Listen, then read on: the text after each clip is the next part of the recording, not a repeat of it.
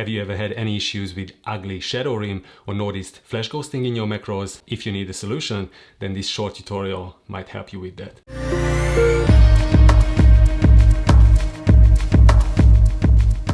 Alright, let's get straight into it. Balancing flashlight with ambient light can either make or break your macro photos. Let's say we pick a shutter speed of 1/100, which is 100th of a second, 0.01 second. The next thing that we need to find out is what is the flash duration at maximum output for a particular speed light. In my case, that is the 600EX2 RT from Canon, and the flash duration at maximum output is 890th of a second, which is around 0.001 seconds.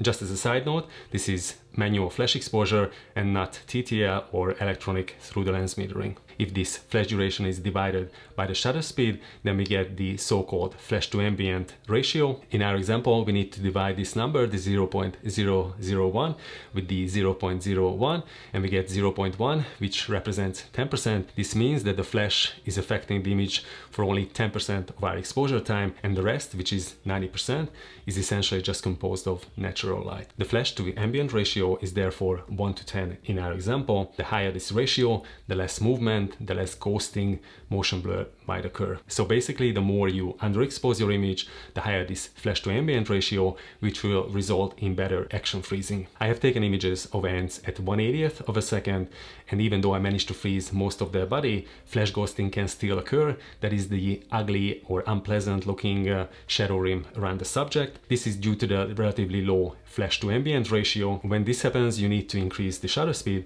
which won't affect the flash exposure at all. The reason for that is because the flash duration is always shorter than the exposure time, with the exception of high speed sync, but that's another topic. The exposure will only be affected by the change in aperture and ISO sensitivity, which you can see in this gallery of images. All the different shutter speeds never had an effect on the flash exposure, only the aperture and the ISO did.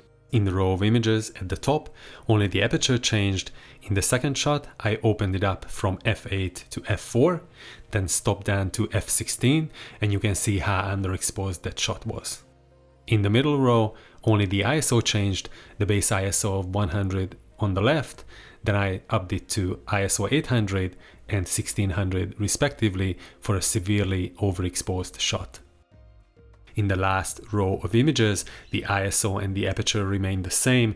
The shutter speed was 1/200 in the first, then I slowed it down to 1/100 for the shot in the middle, and then finally the slowest shutter speed was 1/50th of a second, and you can see that despite the changes in shutter speed, all three exposures were identical. Flash ghosting and blur images can occur in a more controlled environment as well. For example, if you shoot extreme macros and you use a flash, a speed light, and not a constant light source, I recommend you use rear curtain sync, because when you use longer shutter speed, let's say a second, the vibrations caused by the mirror lifting and the shutter opening will be dampened by the time the flash fires, which will happen only at the end of the exposure. Another quick tip that I can give you, if you own a mirrorless body, then I highly recommend you enable electronic first curtain shutter, because that can completely eliminate shutter shock, resulting in excellent tech sharp images as well. The reason for that is because with electronic first curtain shutter, the front curtain is already open and the exposure starts electronically and ends mechanically with the rear curtain shutter. So just to sum it all up, mastering and experimenting with different flash to ambient light ratios will allow you to take images the way you envision. The higher this ratio, the less the exposure will be affected by ambient light, and the better you can stop or freeze the action by your flash, and vice versa. The lower this ratio, the more your exposure will be composed of only natural light, and the higher the chance of ghosting and motion blur, which can also look amazing if you are going for that specific artistic look. For more information on flash ghosting, I've got a couple of sources in the description.